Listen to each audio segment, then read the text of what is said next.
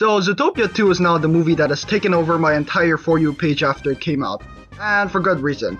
The movie was just as good as the first movie, and it fueled a lot of sides of the Disney fandom, whether that is the shippers, the good storytelling yearners, and a proper villain after so long that's actually done well. It's just that it's been very refreshing to finally have a Disney movie that isn't controversial or unrightfully hated, and I will stand by and defend Elio turning red and dare I say Moana too.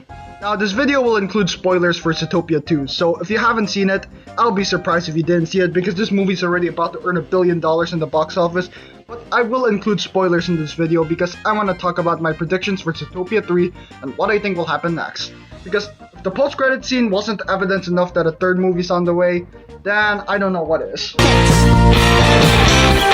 So in the post-credit scene, it clearly shows that birds are going to be involved in the next film with a hawk feather falling in front of the carrot pen as Judy leaves her apartment.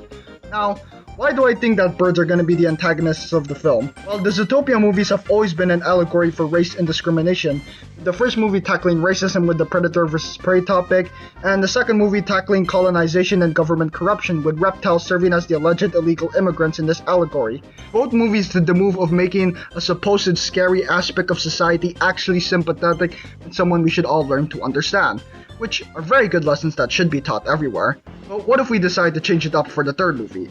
So another movie tackling the mystery of another species showing how they are misunderstood would make for a great movie still. If we just keep doing that again, the formula could get a bit stale, and the filmmakers are smart, so they of all people should know what they are doing.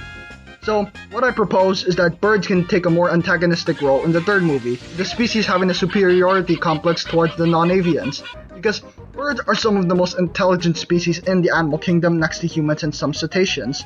Birds stand out on top of the intelligence spectrum.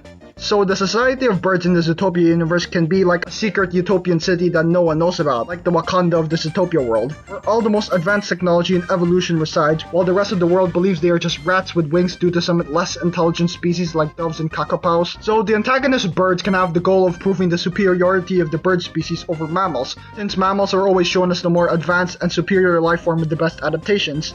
The bird antagonists could counter that, with some species I'm brainstorming to be the antagonists of the third film could be birds like crows, hawks, or secretary birds. Wanna know why those birds specifically? Well, it's because these species of birds are natural enemies of our protagonists Nick, Judy, and Gary the Snake, if he is still gonna be a part of the group. Hawks hunt rabbits, secretary birds stomp on snakes, and crows are known to bully foxes for food sources. So, these species, serving as the antagonists for the film, can work in a way as overcoming the biggest obstacle. Is it retreading some of the predator and prey story beats?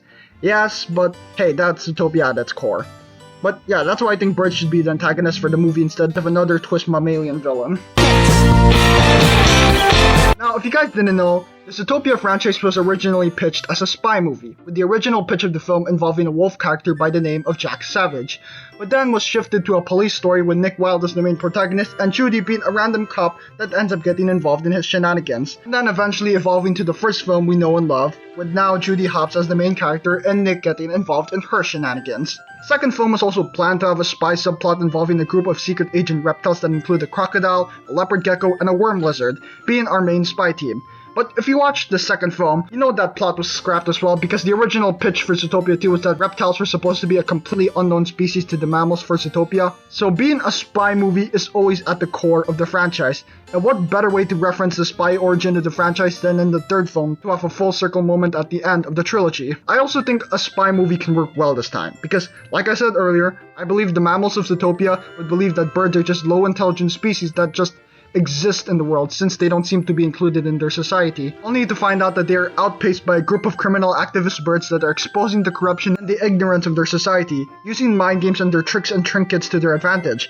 bringing back some old undesirable memories to our main cast and the citizens of Zootopia, tormenting them and proving their superiority, showing how they are not as big as they seem, with the ZPT being unable to stop them due to their intelligence, being able to avoid most security through self-propelled flight and speed, and in a way, they are perfect obstacles for a spy film. The intelligent, seemingly omnipotent villains showing their superiority over the good guys in a Mission Impossible styled fashion.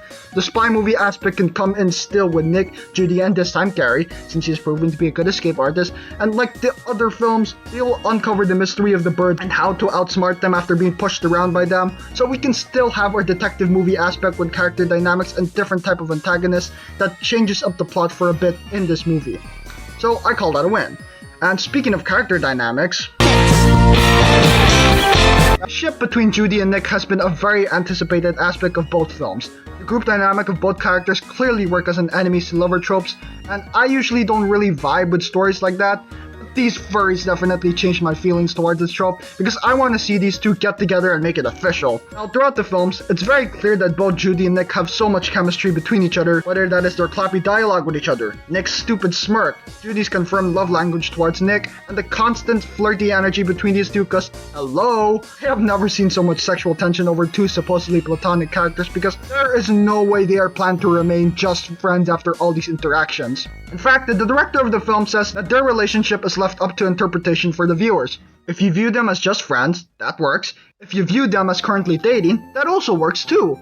The voice actors and storyboard artists of Zootopia 2 was also directed to portray the confession near the end of the film in a romantic tone. Their words, not mine. They said they did 100 versions of that scene. The likelihood of not one of them being romantic coded is definitely zero. It also doesn't help with the fact that everyone who's part of the crew for both films are very aware of the existence of this ship, because there are so much moments in the second film where they're just teasing us with the ship. There's the obvious entirety of the gala scene with both Nick and Judy in glamorous outfits while literally having so much touchy moments with each other. The Bella Notte music from Lady and the Tramp playing with the walrus boat driver thought it was Nick and Judy's anniversary for being in a relationship. The very sus moment in the reptile bar entrance. Their undercover mission in the beginning of the film posing as a couple. Judy taking a picture of Nick's apartment and dropping the bomb that she was just waiting to be invited, hinting at the fact that they probably had, let's say, sleepovers at Judy's apartment multiple times. The entire confession scene, whether you view that as platonic or romantic, is clearly teasing the fans, and the new recording in the carrot pen being Nick saying, "Love you, partner," to Judy and her obsessively listening to it over and over again. If that isn't Wild Hops teasing, then I don't know what is. Because it seems that the films are slowly but surely building up to the relationship becoming canon.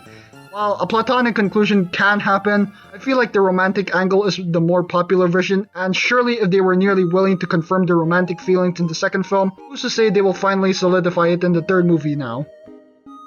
That's gonna do it for this video. What do you think about my pitch for Zootopia 3? Yeah, it's very bare bones with no actual story points or direction put into it, because these were just predictions and ideas that I brainstormed. I'm not a professional writer, I'm just a fan who's obsessed with this franchise. But that's all I have to say. Thank you for watching, check out some videos above me here, and I'll see you guys in the next video.